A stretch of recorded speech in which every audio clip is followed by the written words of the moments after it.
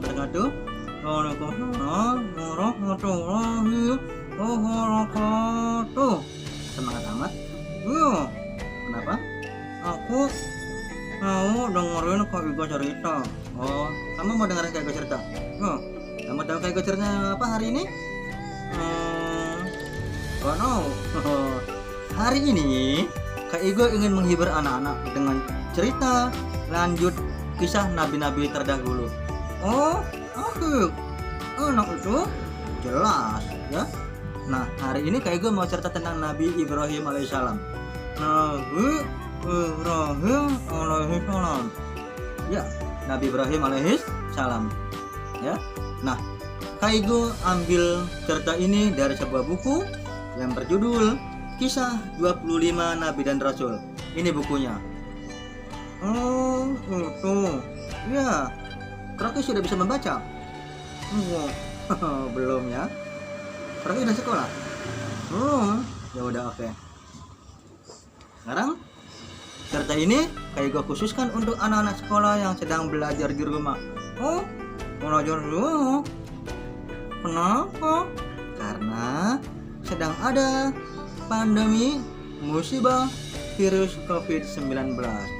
Oh, ya, aku tahu itu.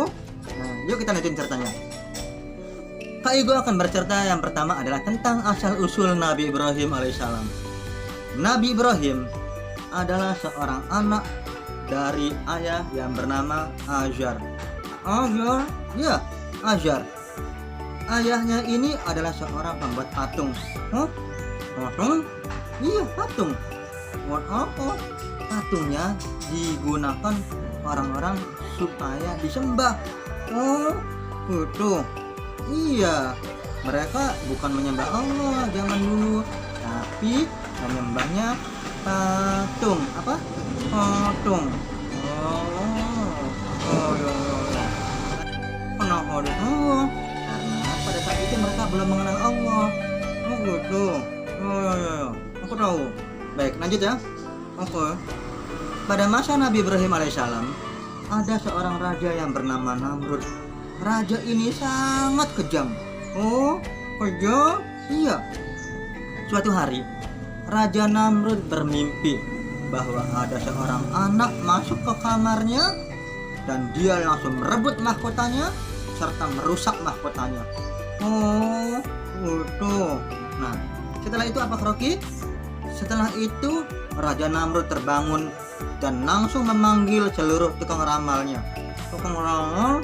Buat apa? Raja Namrud bertanya kepada para peramalnya tentang arti mimpi dia semalam. Oh.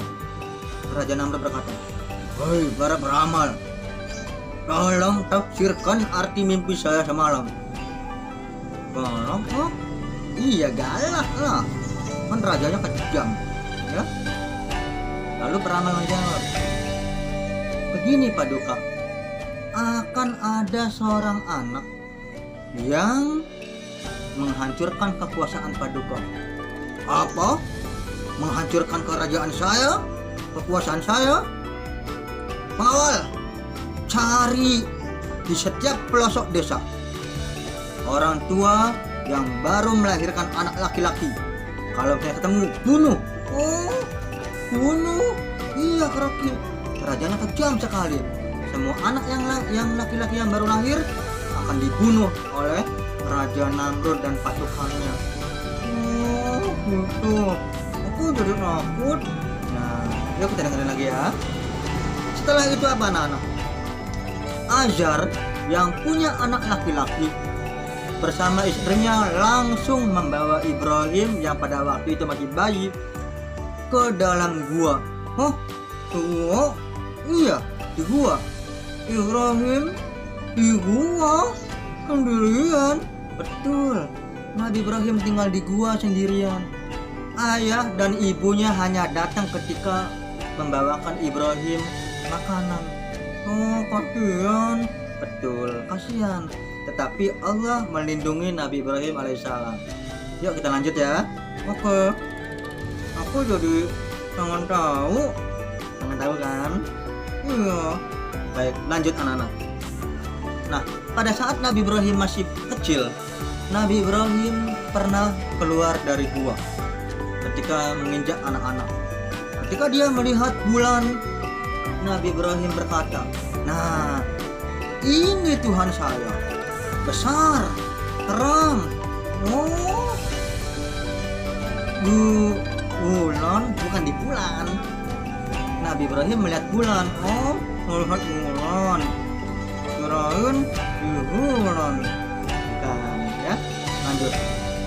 Tapi ketika pagi menjelang dan bulan berganti menjadi matahari, Nabi Ibrahim berkata, "Ini bukan Tuhan saya. Tuhan saya tuh nggak bisa mati begini."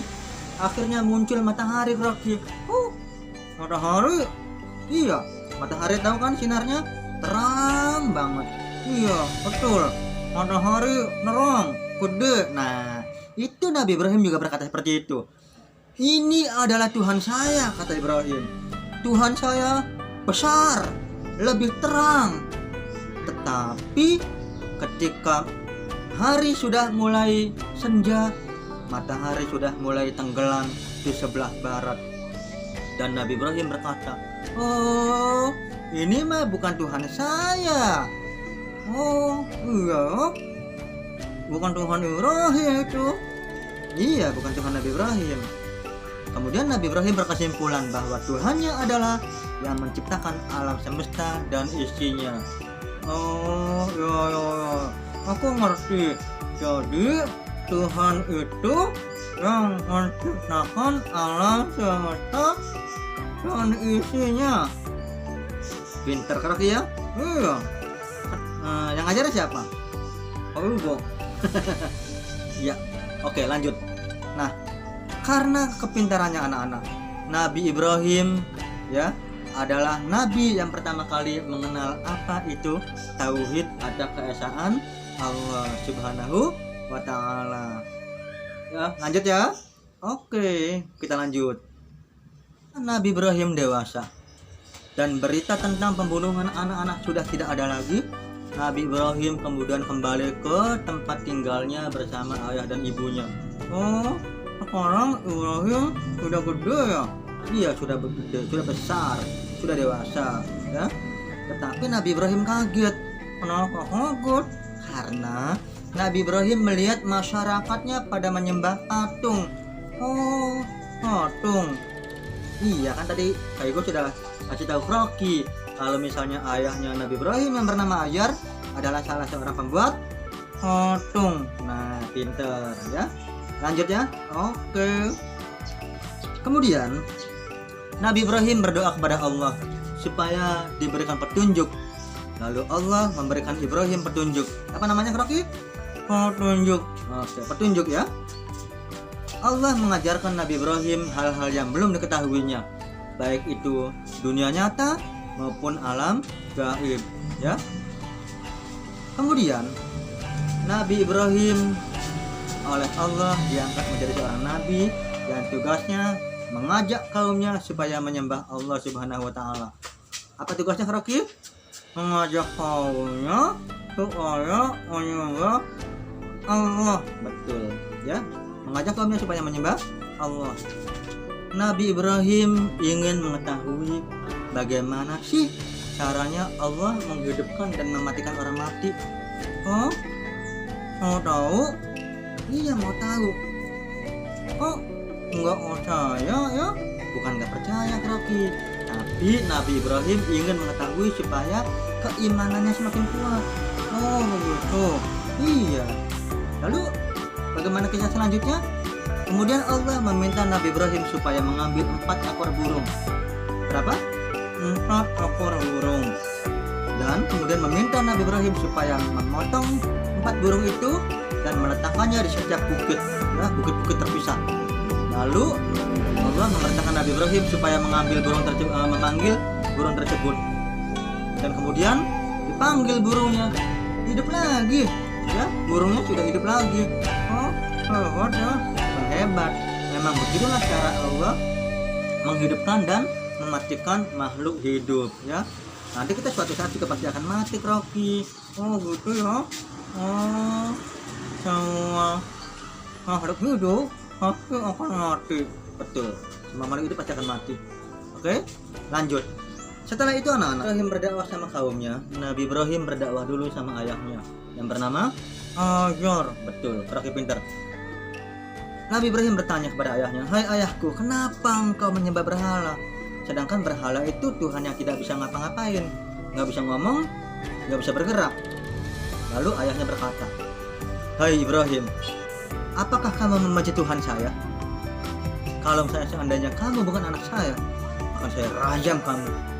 Mendengar perkataan ayahnya, Nabi Ibrahim langsung pergi meninggalkan ayahnya sembari berdoa semoga Allah memberikan keselamatan pada ayahnya. Oh, kasihan. Dia mau bagaimana lagi Rocky? Orang ayahnya nggak mau menyembah Allah. Ya. Kemudian setelah itu Nabi Ibrahim berpikir bagaimana caranya supaya kaumnya dan Raja Namrud tidak lagi menyembah berhala. Bagaimana caranya? Suatu hari Raja Namrud dan para pengawalnya semua masyarakatnya sedang berburu ke tengah hutan. Nabi Ibrahim lalu pergi ke kerajaan Raja Namrud dan beliau membawa kapak. Semua berhala-berhala kecil dihancurkan. Hebat ya. Semua berhala kecil dihancurkan kecuali satu. Apa itu? Berhala yang paling besar. Oh, berhala yang gede. Betul, yang gede ya. Nah, ketika Raja Namrud kembali lagi ke kerajaannya, kaget. Kenapa? Karena patungnya banyak yang hancur, kecuali satu patung yang tidak hancur. Melihat hal itu, Raja Namrud marah. Siapa yang sudah menghancurkan berhala-berhala saya? Siapa? Ada salah seorang pengawalnya yang melihat bahwa Ibrahimlah yang tidak ikut berburu. Tangkap Ibrahim dan bawa ke sini.